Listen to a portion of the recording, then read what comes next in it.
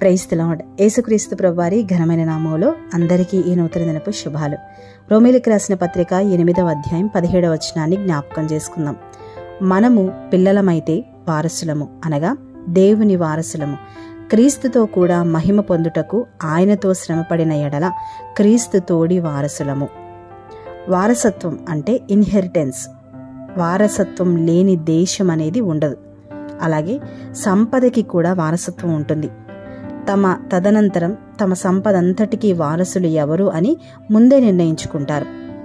దానికి అర్హతలు ఏమీ చూడరు, కానీ ఒకటి మాత్రం తప్పకుండా కావాల్సి ఉంటుంది. అదే రక్త సంబంధం. రక్త సంబంధం ఉంటే చాలు, ఉచితంగా వారసత్వం లభిస్తుంది. అయితే ఇక్కడ ముఖ్యమైన విషయం ఏంటంటే, వారసత్వంగా వచ్చిన ఆధిపత్య అధికారాన్ని ఎంతవరకు నిలబెట్టుకున్నాము అని.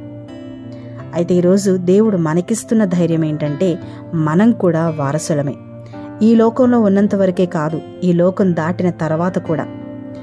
ఇక్కడ అంటే అర్హతగా ఇక్కడ మనకి రక్త సంబంధం ఉంది. మరి ఈ లోకం దాటిన తర్వాత వారసత్వం కోసం మనకి ఏ అర్హత ఉంది అంటే, అది కూడా రక్త సంబంధమే. యేసుక్రీస్తు ప్రభువు అని నమ్మి ఆయన రక్తంలో కడగబడిన మనమందరము ఆయనకు వారసులమే. ఈ వారసత్వంలో అన్ని బెనిఫిట్సే, ఉపయోగాలే కాదు, కొన్ని శ్రమలు కూడా ఉంటాయి. కాబట్టి శ్రమలో ఉన్నప్పుడు మనం వారసత్వంలో ఉన్నామని గుర్తుపెట్టుకోవాలి. కష్ట సమయంలో ఒక వ్యక్తిని కానీ కుటుంబాన్ని కానీ విడవకుండా ఉంటే వారి హృదయంలో ఆ వ్యక్తి మీద ఒక మంచి అభిప్రాయం కలుగుతూ ఉంటుంది. మనకి ఆ అభిప్రాయం కలిగినప్పుడు మనం కష్టంలో ఉన్నప్పుడు వారు మనల్ని వదిలిపెట్టలేరు, వాళ్ళు చూస్తూ ఉండలేరు. అలానే మనం కూడా శోధన వచ్చింది కదా అని తట్టుకోలేక దేవుని యందు నిలిచి ఉండకపోతే మనకి నష్టమే. దేవుని యందు, ఆయన మాట యందు నిలిచి ఉంటే మనం బహుగా ఫలిస్తామని వాక్యం సెలవిస్తుంది. కాబట్టి వారసత్వంలో శోధన కూడా ఒకటి. ఆనాడు ఆది సంఘం చెదిరిపోయినప్పుడు అందరూ కూడా నిలిచి ఉండడం మనం చూస్తాం.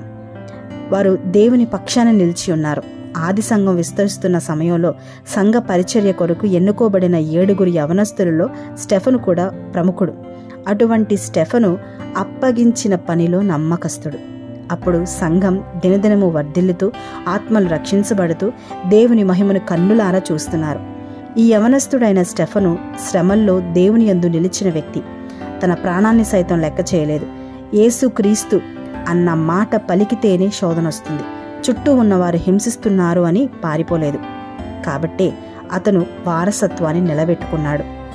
స్టెఫను తనకు అనుగ్రహించబడిన కృపను, వారసత్వాన్ని వ్యర్థం చేసుకోలేదు. మనం కూడా నేర్చుకోవాల్సింది అదే. శ్రమ అని దేవుణ్ణి మనం వదిలిపెట్టకూడదు, నిలిచి ఉండడం నేర్చుకోవాలి. వారసత్వంలో ఉన్నామని మనం గమనించాలి. యోబు గారు అన్నట్లు, దేవుని యొద్ద నుండి అన్నీ మేలులేనా, కీడును శ్రమను ఆశింపకూడదా? మనం మేలును మాత్రమే కోరుకుంటాం, కానీ శ్రమ కూడా మన మేలు కొరికే అని మాత్రం మనం మర్చిపోతాం. యేసుక్రీస్తు ప్రభువారు శ్రమపడి, ప్రాణం పెట్టి, నలగొట్టబడి, వేదన పడింది నీ కోసం, నా కోసమే. కాబట్టి మన శ్రమలో వారసులం. కొరింథీయులకు రాసిన 2వ పత్రిక 6వ అధ్యాయం 1వ వచనంలో చూస్తాం. కాగా మేమాయన తోడి పనివారమై మీరు పొందిన దేవుని కృపను వ్యర్థం చేసుకొనవద్దని మిమ్మల్ని వేడుకొనిచున్నాము అని. దేవుడు మనల్ని పిలిచి ఆయన రక్తంలో కడిగింది మనల్ని వారసులంక చేయడానికి. యాకోబు పత్రిక 2వ అధ్యాయం 5వ వచనంలో కూడా చూస్తాం. తన్ను ప్రేమించు వారికి తాను వాగ్దానము చేసిన రాజ్యమునకు వారసులుగా ఉండడానికి దేవుడు ఏర్పరచుకొనలేదా అని. అలాగే ఎఫెసీ 3:6లో కూడా మనం చూస్తాం. అన్యజనులు సువార్త వలన యేసుక్రీస్తునందు యూదులతో పాటు సమాన వారసులు అని. కాబట్టి మనకి శోధన కూడా వారసత్వంలో భాగమే అని గుర్తించి ధైర్యముతో, దేవుని యందు విశ్వాసముతో మనం ఉండాలి. అప్పుడు దేవుని మహిమను మనందరి జీవితాల్లో మనం చూస్తాం. అట్టి కృప దేవుడు మనందరికీ అనుగ్రహించునుగాక. ప్రార్థన. పరిశుద్ధుడా, గొప్ప దేవా, మీకు వందనాలు తండ్రి. మీరు మమ్మల్ని ప్రేమించి మమ్మల్ని జ్ఞాపకం చేసుకుని దేవా, మీరు మాకిచ్చిన మరొక నూతన దినానికే వందనాలు తండ్రి. మీ నూతనమైన వాత్సల్యముతో దినదినము మమ్మల్ని నూతనంగా ప్రేమిస్తున్న విధానానికే మీకే వందనాలు తండ్రి. మమ్మల్ని మీ రక్తంలో కడిగి మీ మహిమను మాకు ఇవ్వాలని ఆశపడుతున్నారు. కానీ మేమే కొన్నిసార్లు వస్తున్న శ్రమను తట్టుకోలేక, విశ్వాసంలో నిలబడలేక పడిపోతున్నాం.